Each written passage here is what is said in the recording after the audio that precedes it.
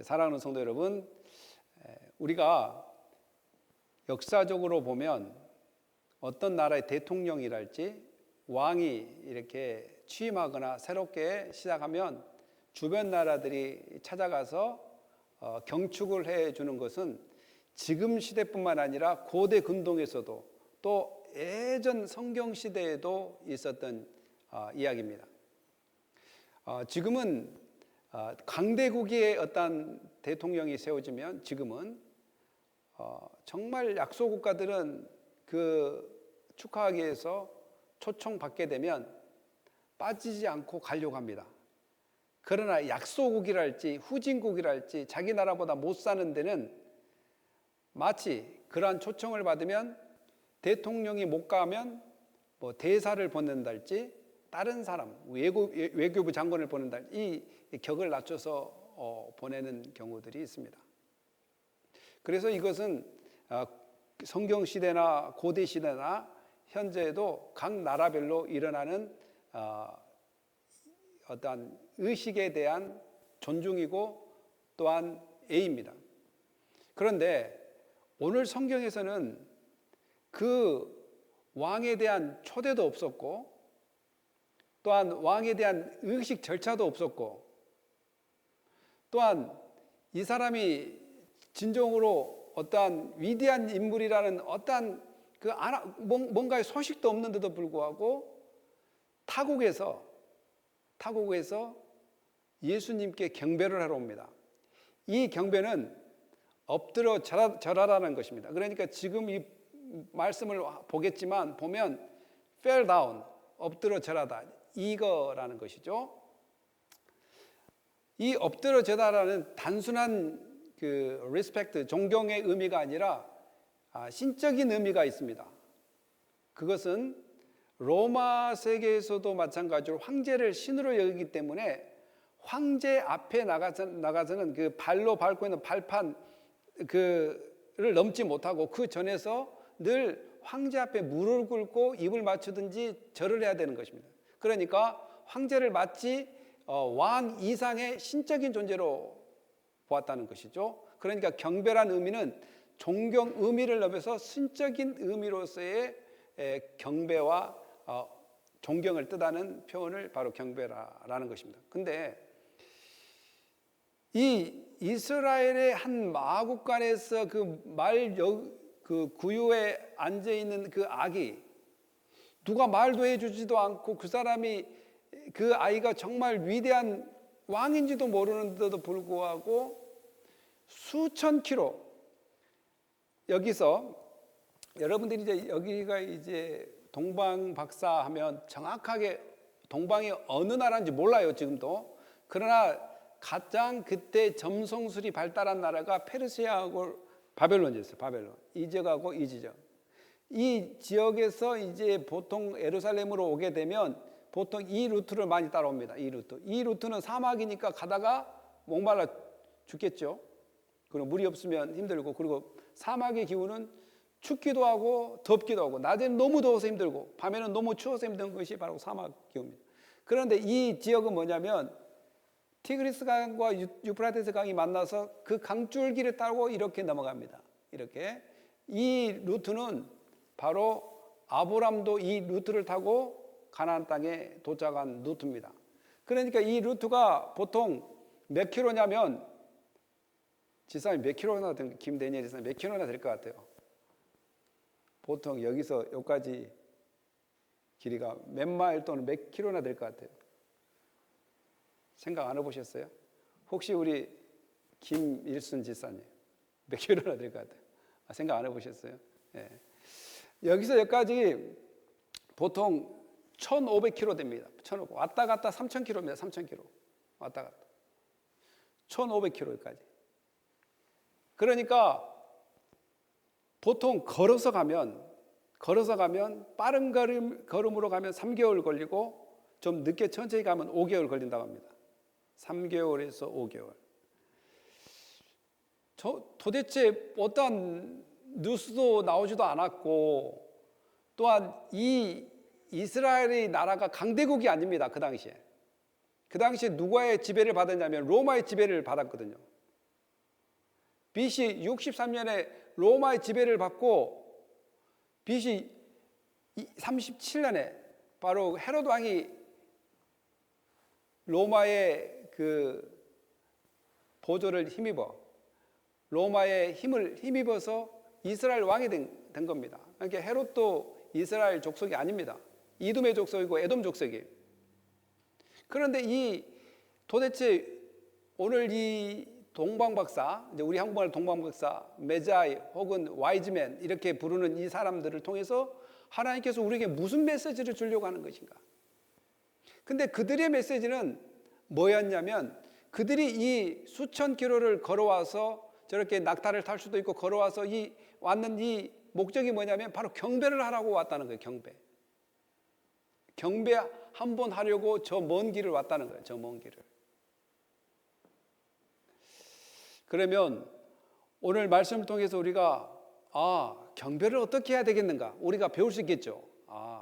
이 말씀을 통해서 적어도 경배는 이렇게 하는구나 라는 것을 배웠어요. 우리가 목자들을 통해서 배운 것이 뭐냐면 찬양을 어떻게 해야 되는 건가? 바로 예수님은 찬양을 해야 될 존재고 영광을 돌려야 될 존재라는 것을 배웠습니다. 그리고 오늘 이 동방박사들을 통해서 우리가 배울 것은 뭐냐면 하나님께 어떻게 경배하고 예수님께 어떻게 경배해야 되는지를 배우게 될 것입니다.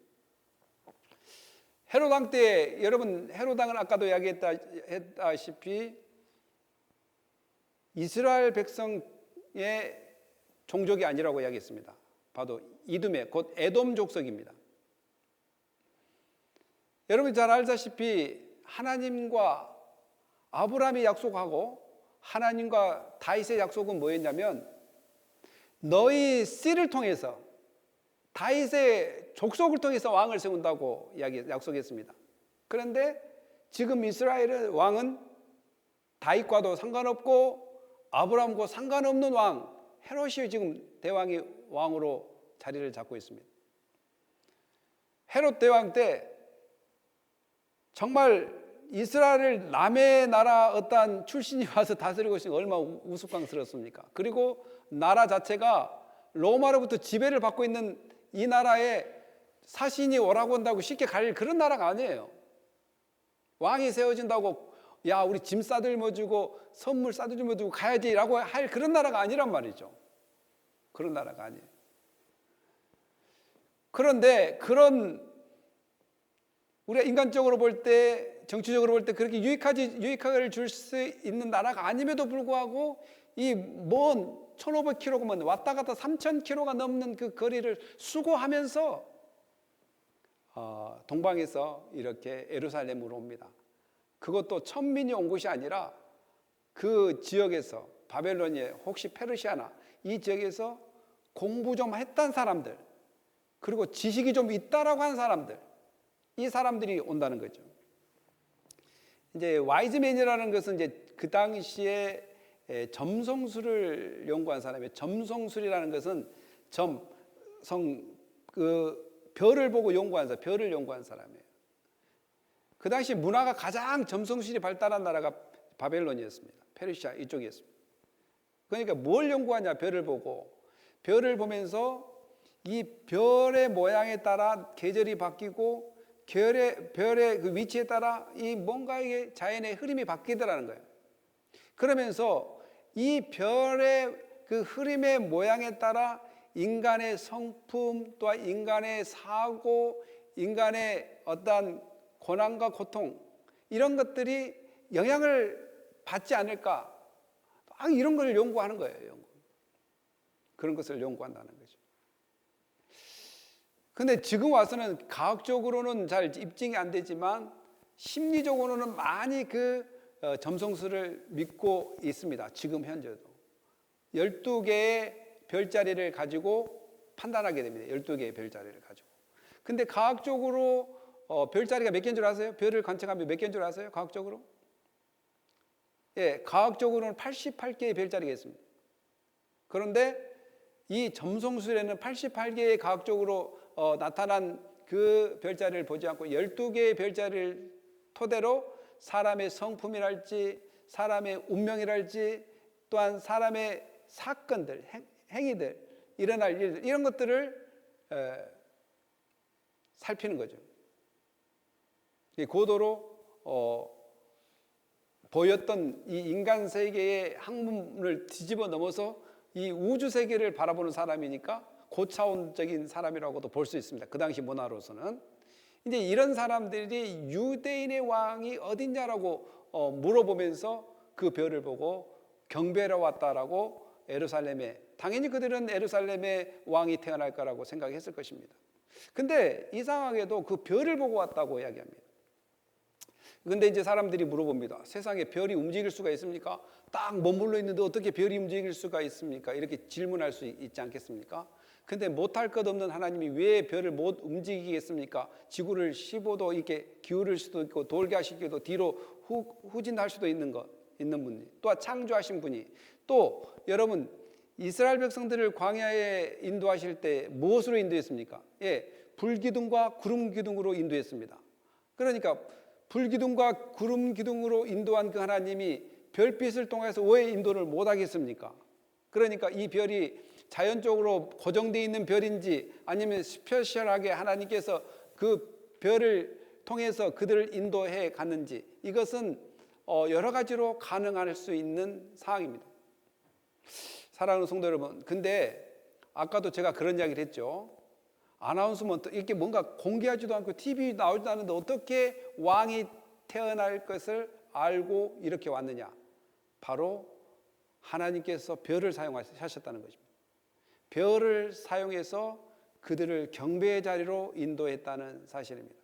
그러니까 제가 항상 그렇게 이야기합니다. 여기에 앉아 있는 분들이 그냥 아무 할 일이 없어서 아무 의미 없이 이렇게 와서 예배드리는 것이 아니다는 사실. 분명히 하나님께서는 여러분의 마음을 움직이셨거나 상황과 처지를 만들어서 경배의 자리를 불러드립니다. 마찬가지로 동방박사들도 이 별이라는 것을 통해서 그들을 경배의 자리로 불렀던 것처럼 말입니다. 별이 나타나지 않고 별이 인도해 주지 않았다면 그들이 경배의 자리에 올 수 있었을까요? 올 수 없었습니다. 그래서 경배의 첫째 원리 중에 하나가 하나님께 경배할 자를 하나님께서 부르신다는 것입니다. 믿습니까? 그러니까 여러분들이 경배에 오는 것이 뭐 여러 가지 이유들 수 있습니다. 내가 안 가고 싶어서 안 간 거지, 뭐 내가 아파서 안 간 거지, 그렇게 이야기할 수도 있지만 결국은 하나님께서 이렇게 됐든 저렇게 됐든 부르심이 있어야지 경배할 수 있다라는 사실입니다. 별을 보여주지 않았고 별을 통해서 뭔가 왕이 나타난 징조를 보여주지 않으면 그들이 어떻게 그 먼 길을 올 수 있냐라는 것이죠. 또 두 번째 알 수 있는 것은 그 왕을 왕으로 여길 때 거리가 그렇게 거치장거리 또 걸림거리가 되지 않다라는 것을 발견합니다. 거리가 멀어도 저렇게 경배하는 열심을 보게 됩니다. 정말 경배는 저렇게 하구나라는 것을 보게 됩니다. 그러면 이들이 별에 대한 이야기를 어떻게 알았을까요? 여러분 잘 아시다시피 이스라엘 백성들은 각지에 흩어져 있습니다. 각지에 흩어져 있으면서도 각 지역에 흩어지면서 다 성경을 봤습니다. 그래서 예루살렘 토라가 있는가 하면 바벨론 토라가 있어요. 바벨론 토라가. 바벨론 지역에서 민수기 24장 17절 이렇게 기록되어 있지 않습니까? 한 별이 야고복에서 나오며 한 규례가 이스라엘에서 일어나서 모압을 이쪽 저쪽으로 쳐서 무너뜨리고 또 셋의 자식들을 다 멸하리로다. 이렇게 이미 민수기 24장 10절에서는 이야기하고 있습니다. 이 이야기를 누가 예언해 주신 줄 아세요? 이 이야기를 누가 예언하냐면 바벨론 출신 발람 선지자가 예언을 합니다. 발람 선지자는 하나님의 선지자가 아닙니다. 이방 선지자예요. 바벨론 출신입니다.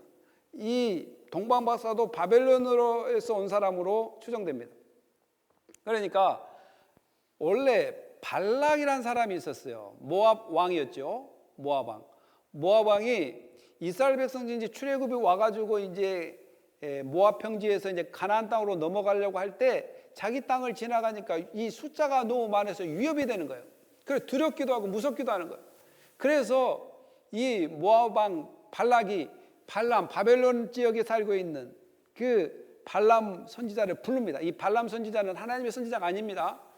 이 선지자를 불러서 이 이스라엘 백성들을 좀 저주를 해달라는 겁니다. 저주를 해달라. 그런데 하나님이 그 저주의 입술을 뭘로 바꿔버리냐? 축복의 입술로 바꿔버립니다. 축복의 입술.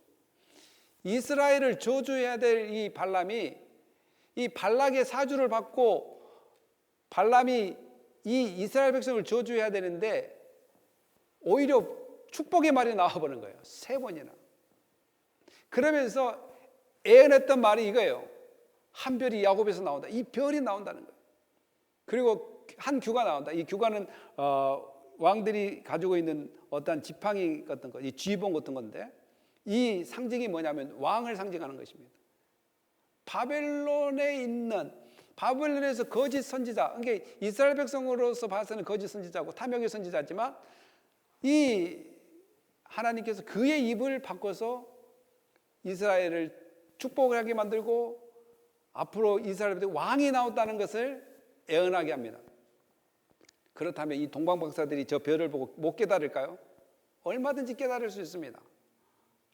이방 선지자도 별이 난다고 하나님의 예언을 하는 것을 보면 말입니다. 그리고 나라들은 내 빛으로 왕들은 비치는 내 광명으로 나오리리. 이 말들이 성취가 되는 거예요. 민수기에서 말했던 말씀이 성취되고 이사야에서 63장에서 말했던 것이 성취가 됩니다. 이제는 그 별을 보고 온다는 것입니다. 대표성이죠. 이 동방박사들이 온다는 것. 사랑하는 성도 여러분, 하나님께서는 구약의 선지자들을 통해서 이렇게 많은 것들을 약속해 주셔서 그 이야기를 흘려보내지 않고 신실하게 성취해 나가시고 이루어 나가십니다. 얼마나 위대하신 왕이고 정말 신실하신 왕입니까? 그래서 하나님께서는 경배받을 자를 통해서 경배받기를 원하고 찬양받을 사람을 통해서 찬양받기를 원하고 봉사받기를 원하는 사람을 통해서 봉사를 받습니다. 아무나 그러지 않아요. 그래서 내가 섬김의 자리에 있는 것도 복된 자리라고 이야기하는 것이 그 이유입니다. 꼭 너 가야 된단 말이에요. 하나님께서는 꼭 그래요. 아니 하나님 저 사람 시간도 있고 저 사람을 시켜놓으면 더 잘할 것 같은데 왜 저를 시킵니까? 근데 하나님 꼭 너 가야 된다고. 너 가야 된다. 너가. 여러분들 중에 혹시 본인이 하나님으로부터 어떠한 포지션이랄지 사역으로 부름받았다면 이렇게 이야기할 수, 저 사람이 해도 되는데 왜 내가 해야 되나 이렇게 이야기할 수 있지만 하나님은 경배받을 사람들을 통해서 경배하게 하신다는, 찬양 받고자 하는 사람을 통해서 찬양 받고자 하는, 하나님은 나의 찬양을 받고 싶어 하구나, 하나님은 나의 경배를 받고 싶어 하구나 라고 여러분들 믿음을 가지시기를 예수님의 이름으로 축복합니다. 아멘 좀 하세요. 예, 우리끼리 있는데 교회가 살아있으면 서로 설교도 열정적으로 해야 되겠지만 받는 사람도 열정적으로 받아야 돼요. 그래 서로 주고받는 것이 됩니다. 여러분들 그것이 바로 경배의 자세입니다. 경배의 열정을 품어야 돼요. 예배를 드릴 때도 막 열정을 품고 예배 드리고, 또한 저것이 맞는 말이라면 진리라면 그냥 아멘으로 화답하고 그냥 던져놓습니다. 아멘. 그래서 이 아멘 소리를 누가 듣냐면 자기 자신이 먼저 들어요. 순종해야 되겠다 마음이 생길 것입니다. 더 나아가서는 헤롯 왕과 온 예루살렘이 듣고 소동합니다.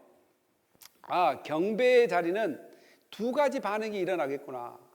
경배의 자리는 경배의 대상이 나타나면 소동하는 사람이 있고 정말 기뻐하는 사람이 있구나라는 것을 깨닫게 됩니다.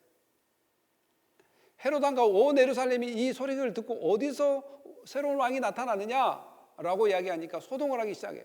트러블, 여기는 소동이 뭐냐면 트러블이 일어나요. 트러블이라는 것은 정상적인 길을 가지 않고 벗어난다는 말이에요. 그러니까 정상적인 마음이 품어지지 않고 다른 마음이 품어진다는 거예요.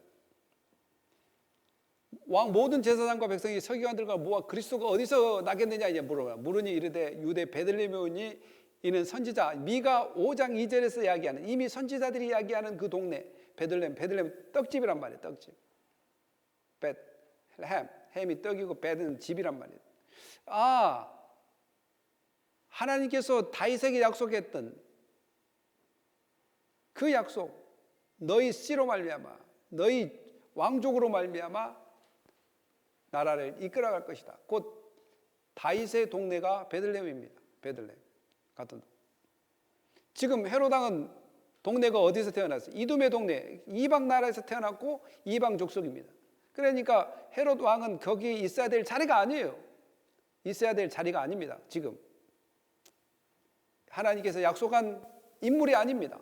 그러니까 소동하게 됩니다.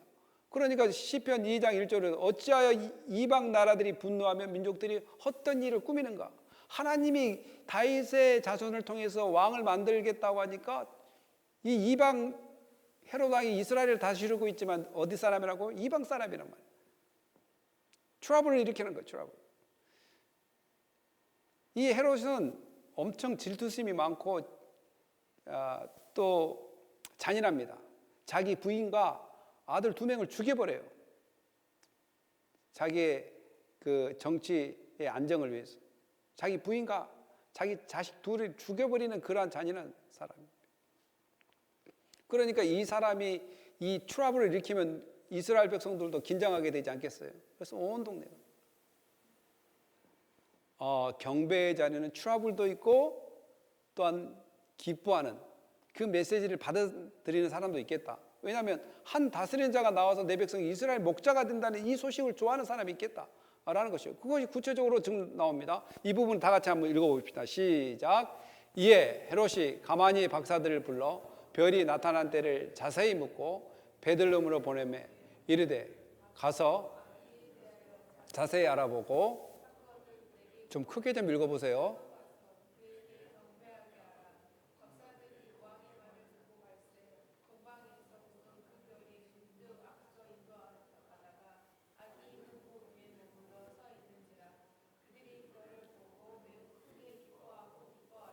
아멘. 정말 이 헤롯이 가만히 박사들을 불러서 별이 나타난 때를 이야기해보고 또 그 아이를 찾거든 자기에게 이야기를 해달라고 이야기합니다. 자기도 경배하겠다고. 이 경배는 무슨 경배입니까?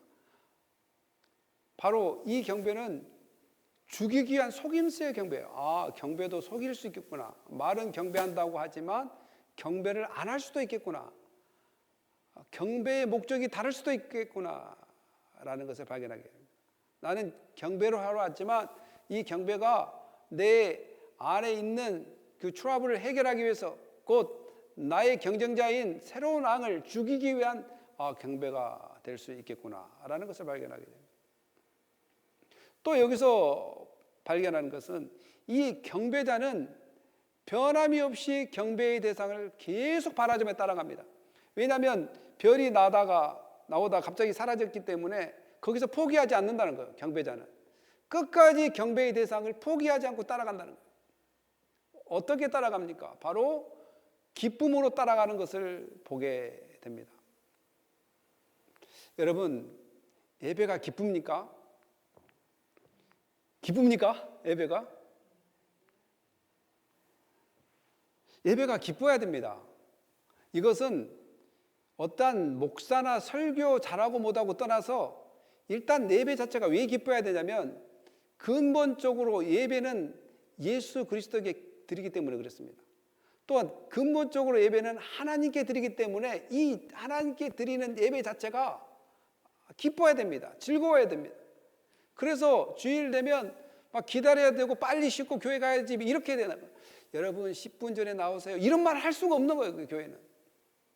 여러분 20분 전에 막 그냥 빨리 주일 되면 교회 가서 같이 우리 공동체 또 우리 가족들과 같이 찬양할 걸 생각하고 미리 막 예배를 기대하는 마음들이 막 회복돼야 돼요.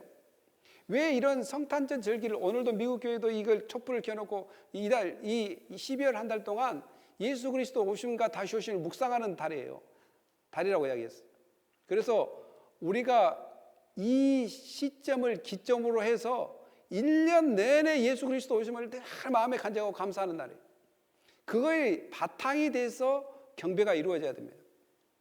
그렇다면 설교 듣기 전에 이미 기쁨이 나오고 뭐 찬양하기 전에 일단 기쁨이 나오고 일단 내 마음속에 이 구원의 깊은 감격이 있기 때문에 이 나를 구원해 주시려고 하신 그 예수님이 이 땅에 오셨다는 그 사실 앞에 우리는 감사와 기쁨이 이 내 마음을 사로잡고 그냥 그 감격 때문에 이제 나와서 예배를 하는 겁니다. 예배 가운데 어떤 기쁨을 추구하려고 하는 것이 아니라 일단 기쁘기 때문에 예배하는 거예요. 믿습니까? 예, 기쁘기 때문에 예배를 하는 거예요. 내가 누구였는데, 내가 이 죄인이었는데, 내가 죽어서 지옥 갈 백성이었는데 정말 이 구원을 해 주시기 위해서 예수님이 이 땅에 오셨다는 이 사실 앞에 감사 안 할래야 안 할 수 없고 정말 기뻐 안 할래야 안 할 수 없습니다. 이 동방박사들이 경배하는 자세도 마찬가지예요. 정말 끊임없이 그 예수 그리스도의 경배의 자리로 끝까지 가지 않습니까? 어떻게든 찾아서 갖고 그 가는 길이 뭐예요? 기쁨을 가지고 가지 않아요. 큰 기쁨이 됐다. 다시 잃어버린 별을 찾으니까 너무 기뻐했습니까? 경배의 자리로 인도할 이 상황들이 너무 그냥 기쁨이 아니라 큰 기쁨이라고 이야기했습니다. 이 동방박사들만 이런 이야기합니까? 아닙니다. 목자들도 구원의 큰 기쁨의 소리라고 이야기합니다. 그냥 소리가 아니라. 여러분, 다시 이야기하지만 왜 성탄절을 이렇게 우리가 지킵니까? 바로 이 잃어버렸던 것, 이런 예수님이 오셨다는 이 큰 기쁨을 잃어버렸던 이 삶을 다시 다시 리폼하는 거예요.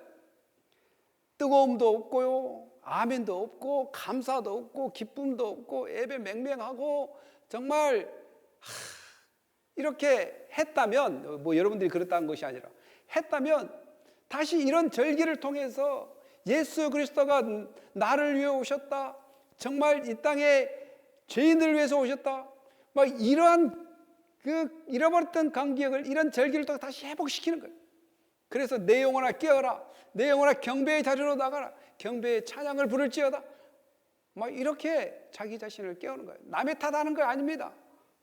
내 자신이 디프레스가 됐으면 다시 이런 말씀을 가지고 다시 크게 기뻐하고 기뻐하더라 하는 것들을 회복해야 됩니다. 이것이 바로 경배의 자세입니다. 경배의 자세. 모든 왕이 그 앞에 fell down 이렇게 해가지고 이렇게 절하는 거예요. 이제 이런 식으로 모든 왕들, 모든 사람들이 예수 앞에 나와서 이렇게 절한다는 거죠. 그리고 serve한다는 거죠. 그분을 높인다는 거예요. 경배한다는 거예요. 이것이 바로 경배의 자세입니다. 여러분들이 서브를 받는 것이 아니에요. 여러분들이 뭐 앉아서 이랬다 저랬다 막 판단하고 그런 시간이 아니라 이 기쁨의 감격을 하나님께 영광을 돌리는 서브하는 거예요. 여러분, 서브. 근데 이제 종종 서브 해야 될 사람이 서브를 받으려고 그렇게 이야기해요. 서브를.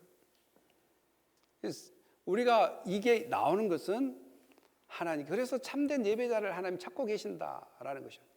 참된 예배자, 참된 경배자, 정말 나는 찬양하고 싶어서, 나는 말씀을 듣고 순종하고 싶어서 나는 이 자리에 왔습니다. 이런 사람을 찾는다는 거예요. 정말 찬양하고 싶어서 왔어요. 나는 정말 하나님 말씀 듣고 순종하고 싶어서 왔어요. 나는 하나님 경배하고 높이고 그 위대함을 자랑하고 싶어서 왔습니다. 정말 나를 구원해 준 하나님께 뭐라도 높여드리고자 왔습니다. 이것이 바로 경배하는 사람들의 마음입니다. 이것이 바로 엎드려 절하는. 근데 지금은 엎드려 절하지 않고 이렇게 팔짱 끼고 이렇게 딱 뒤에 이렇게 클라인 이렇게 해가지고 자기에 맞는 쪽으로 모든 것을 해석한다는 거죠. 그것은 경배의 자세가 아니라 내가 엎드려지는 것이 이제 경배라고 오늘 박사들의 모습을 통해서 발견하게 됩니다. 마지막에 또 발견한 것이 뭘까요? 마지막에 우리 한번 읽어봅시다. 집에 시작. 집에 들어가 아기와 그의 어머니 마리아가 함께 있는 것을 보고 엎드려 아기께 경배하고 보배압을 열어 함금과 유황과 모략을 애물로 드리니라. 그들은 꿈에 헤로데게로 돌아가지 말라 지시함을 받아 다른 길로 고국에 돌아가니라. 예. 하나님께서 야 꿈에 나 가지 마라 그러면 이 경배자들은 말 듣고 예 안 가겠습니다. 그리고 다른 길로 가잖아요. 다른 길로. 얼마나 경배의 모습입니까? 그게 크리스찬들의 특징이 뭐냐면 순종을 잘해요. 왜냐하면 계속 순종 연습을 너무 많이 했잖아요. 우리. 어렸을 때부터 저는 6살 때부터 예수를 믿어가지고 하나님 말씀 순종한 연습을 우리가 많이 했지 않습니까? 이래라면 저래고 저래라고, 이거 특별히 말씀이 틀리지 않으면 그래 아멘 해버리고 가는 것이 우리들의 신앙이들의 마음 아니겠어요? 그동안 순종 연습을 너무 많이 했어요. 그냥 가자, 하나님이 원하는 거라면 그냥 가자. 그리고 더 나아가서 뭐냐면, 근데 이 목자들은 어디로 갑니까? 그 마구간으로 갑니다. 근데 이 동방박사들은 어디로 가냐면 집으로 갑니다. 물론 마구간은 대부분 1층, 룸은 2층 이런 식으로 집을 그때 그 당시에 지었어요. 그래서 아마 마구간에서 그 룸으로 옮겨서 집이라고 표현했지 않았을까라는 이야기도 있고, 아니면 정식적으로 그 주위의 집에 들어가서 아기를 눕혀놨고, 왜냐하면 별이 나타날 때 바벨론에서 이스라엘까지 오는 거리가 3개월에서 5개월 걸린다고 했지 않습니까? 그렇기 때문에 어느 정도 커 있었지 않았을까, 이렇게 해서 지배 표현을 씁니다. 그런데 또 이 경배의 이제 마지막이 뭐였냐면, 먼 거리를 마다하고 오는 것, 또한 기쁨으로 경배하러 오는 것뿐만 아니라 그 경배하고 보배합을 여러 황금과 유황과 모략을 예물로 드리는 겁니다. 경배는 드림이 있구나, 드림이 있는 것을 발견하게 됩니다. 물론 이제 고대의 처치 파더, 예수 믿는 그 초대 교부의 설교가들은 황금 그러면 왕을 상징하고, 유황은 예배와 하나님의 신적인 의미를 상징하고, 모략은 예수님의 죽음을 상징한다, 이렇게도 해석을 합니다.